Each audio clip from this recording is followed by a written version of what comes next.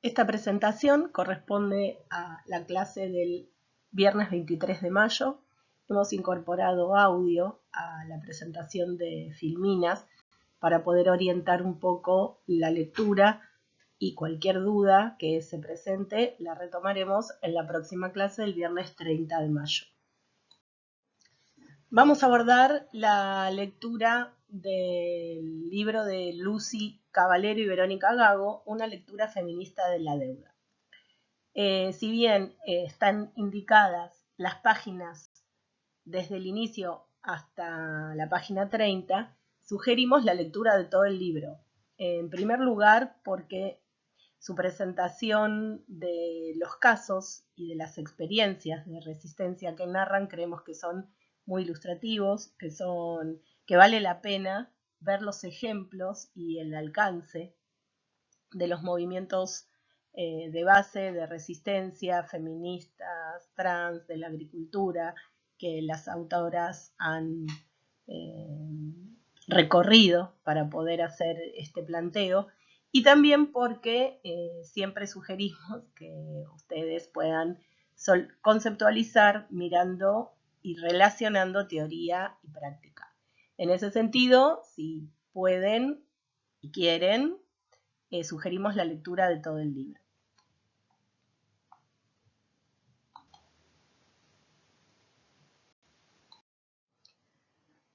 Además de una lectura detallada del índice, que va a dar muchas pistas acerca de cómo está organizado este material, proponemos leer algunos párrafos juntas, para orientarnos un poco cuál es el propósito del trabajo de estas investigadoras.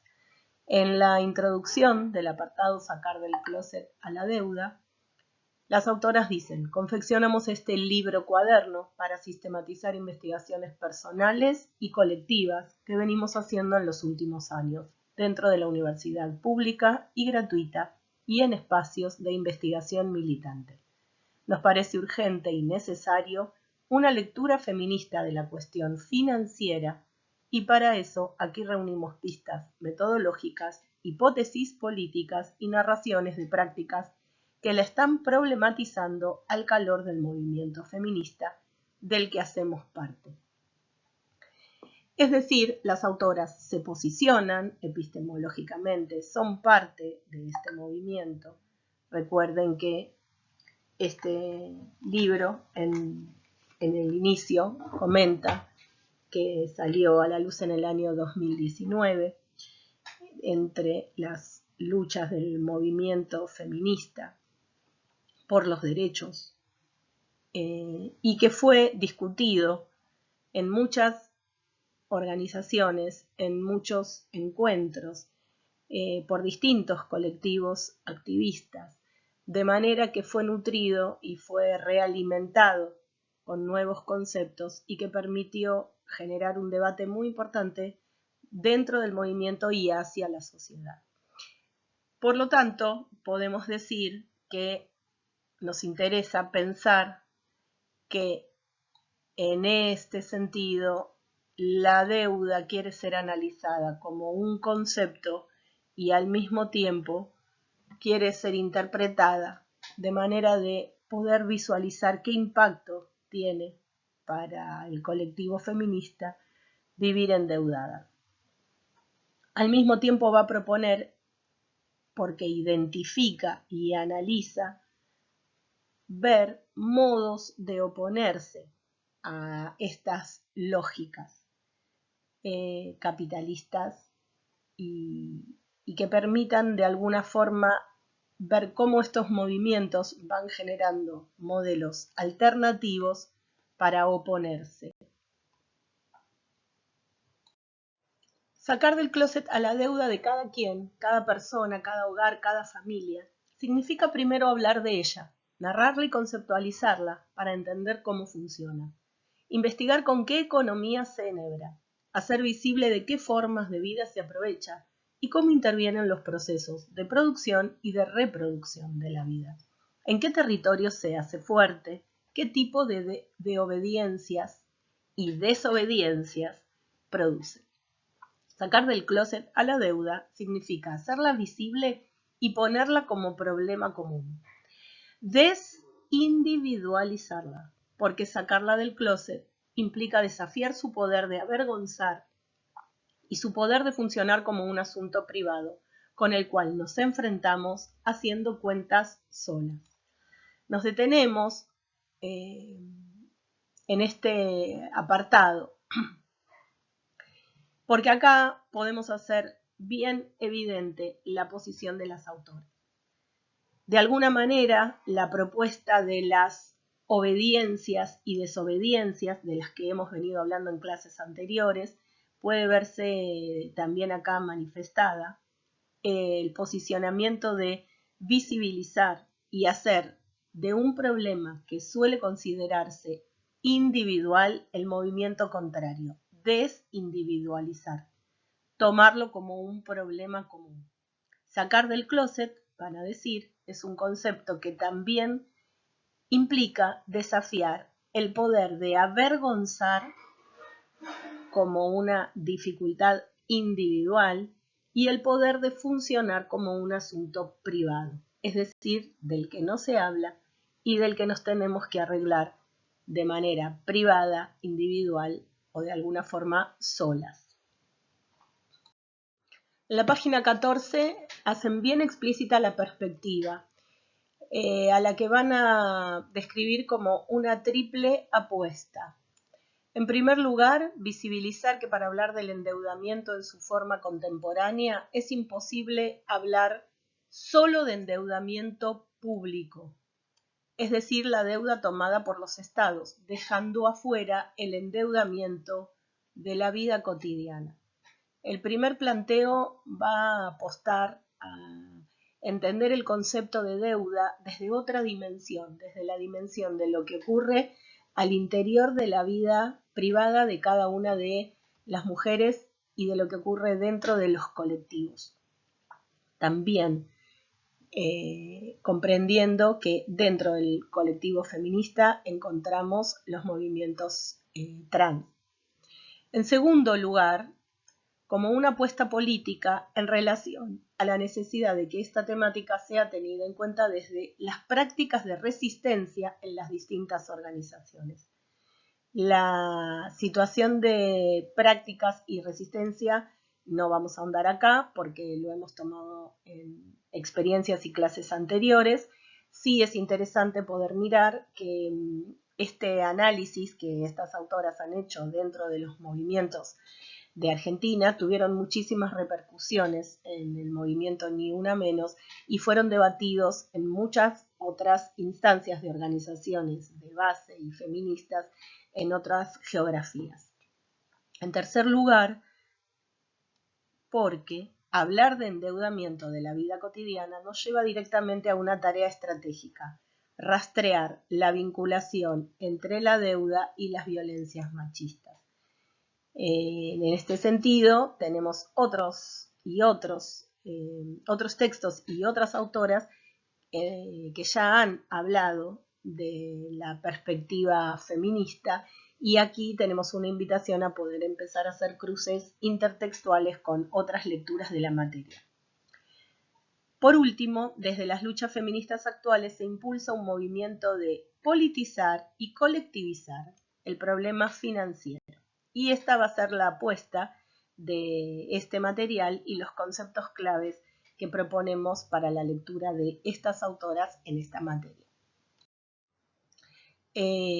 Aquí tenemos algunas imágenes de algunas situaciones y también los logotipos de algunas organizaciones, como la Federación de Organizaciones de Base de Lugano, el Yo No Fui con el colectivo trans,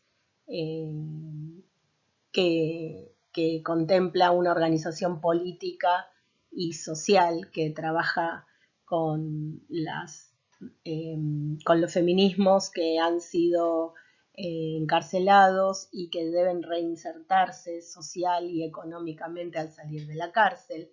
La cárcel nunca será nuestra casa es una de las posiciones militantes que han tenido en algunas de las manifestaciones, etc. Son muchos los casos que tienen. Si quieren tomar alguno como ejemplo, creemos que son de mucha utilidad.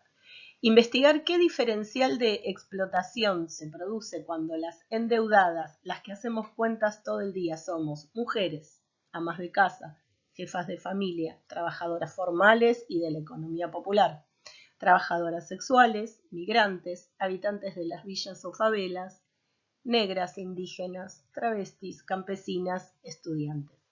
Bueno, la idea de poder analizar en prácticas concretas es un poco la propuesta de este material y creemos que es una perspectiva que venimos desde la materia insistiendo en poder practicar, en poder visibilizar estas experiencias como alternativas a las prácticas hegemónicas vinculadas con el capitalismo.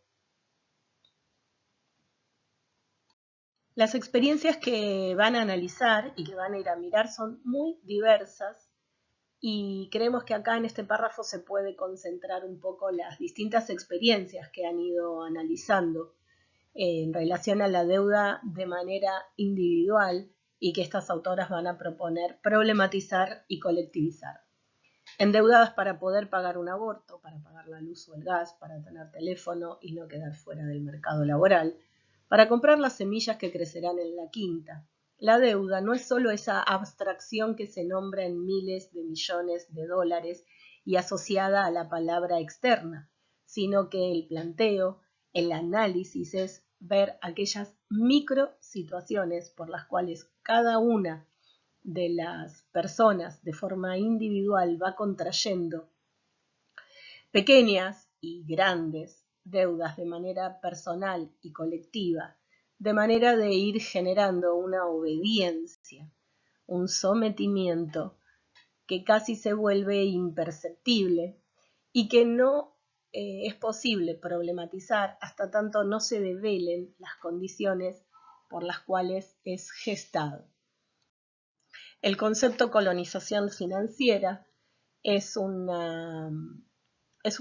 concepto que viene a ilustrar un poco este movimiento y estas relaciones que estas autoras están proponiendo. Vemos así como el diagnóstico sobre lo que significa la colonización financiera sobre nuestros territorios es mucho más amplio que la herencia de la deuda externa, aunque está directamente relacionada con ella. La deuda externa se derrama como sistema capilar de endeudamiento en la deuda doméstica y se refuerza por la baja del poder de compra de los ingresos y la restricción de los servicios públicos. En síntesis, ¿qué ideas fuerzas nos propone esta lectura? Por un lado, entender la noción de deuda y endeudamiento dentro del ámbito privado y de las economías domésticas y entender como una forma de individualizar lo que el feminismo va a proponer que se vuelva un problema colectivo. Volver colectivo un tema que se presenta individual. Este es el primer movimiento, la primera relación a la que apunta y a la que nosotros podemos echar mano si queremos hacer un análisis de lo que venimos gestando como relaciones de saber y poder en la unidad 2.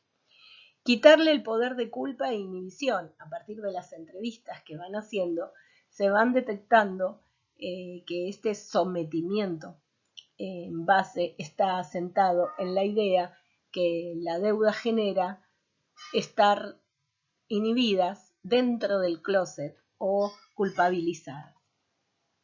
Volver colectivo el problema de la deuda, con todo el concepto que venimos mencionando, sería al mismo tiempo aprender cómo lo resolvieron otras organizaciones, cómo aprende en red, es decir, cómo tomamos unos de otros sistemas, formas alternativas, diversas modalidades distintas a las que somos habitualmente enseñados o educados a funcionar para poder gestar modelos alternativos. Bueno, tomamos como uno de estos ejemplos, ustedes pueden navegar unos cuantos más en el libro, de desobediencias financieras, es decir, de distintas formas de ensayar una construcción colectiva y cooperativa, saliendo de lógicas patronales. La cooperativa de trabajo Yo No Fui, que fue creada en el año 2014, buscó gestar espacios de formación en artes y oficios dentro y fuera de la cárcel, ensayando posibles otras formas de trabajar colectivamente, partiendo de la necesidad de crear espacios formales de trabajo y de generar ingresos para quienes recuperaban su libertad luego de ser encarcelados. Como propuesta, se plantearon desaprender las lógicas impuestas de manera de constituirse como una cooperativa de trabajo.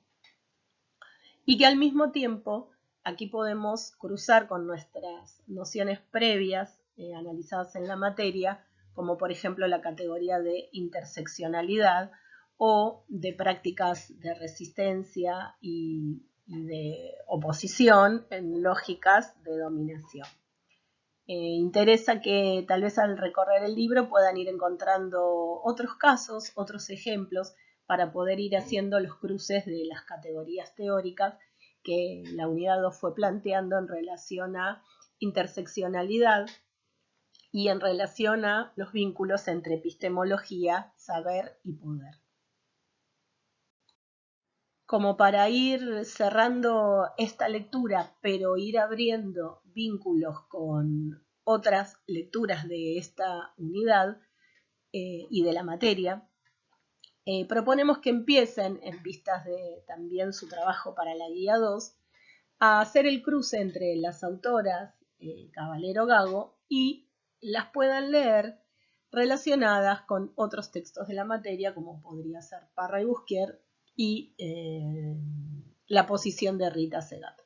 Por decir dos, ustedes pueden, como decimos siempre en la materia, también hacer sus propios cruces. Acá nos interesa hacer un planteo posible para que luego ustedes puedan hacer sus mejores versiones. ¿Qué puntos de contacto y de enlaces podemos proponer?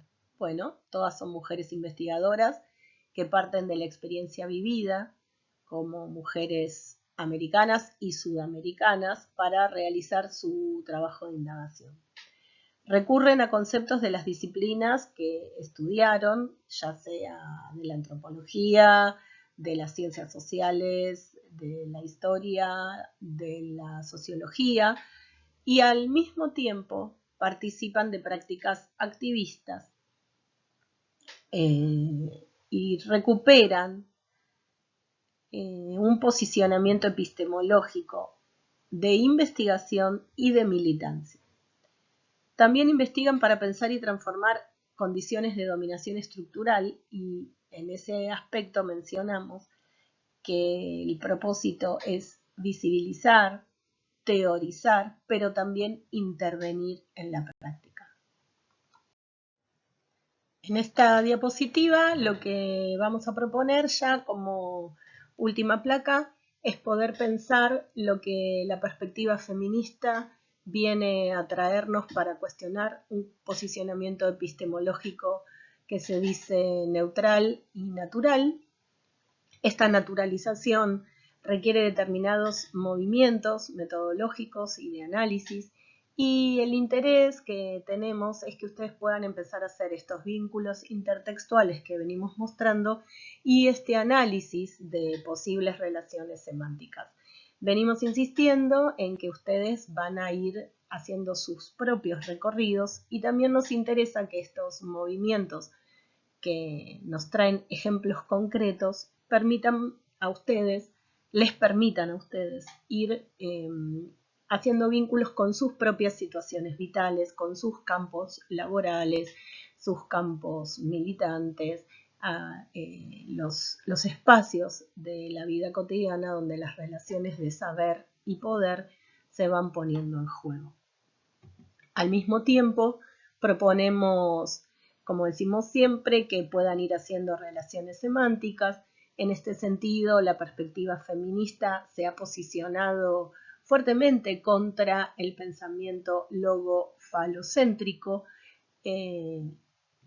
También tenemos relaciones de diferencia donde se han cuestionado fuertemente las posiciones del pensamiento moderno occidental, hegemónico en el sentido de que ha gestado pensar que la neutralidad es una experiencia posible, una manera de mirar y de asegurarse incesantemente modos de producción y de reproducción.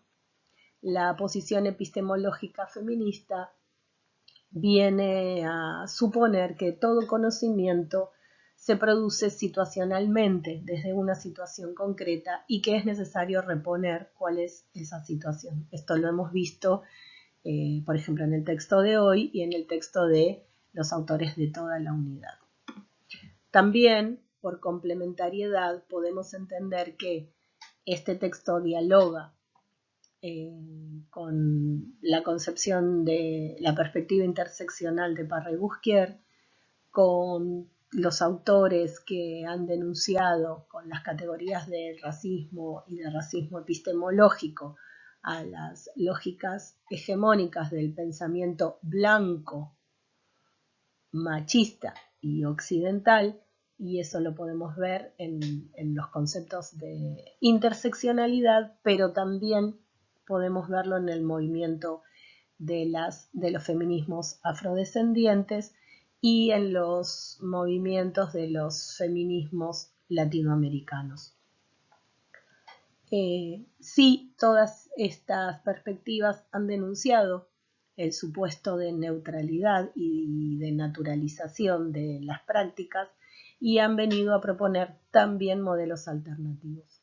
Bueno, para ir cerrando esta presentación, dejamos acá apuntadas algunas posibilidades de análisis y de diálogo. Ustedes irán haciendo sus propios caminitos, como decimos siempre, entendiendo que hasta acá los textos pueden leerse de manera complementaria.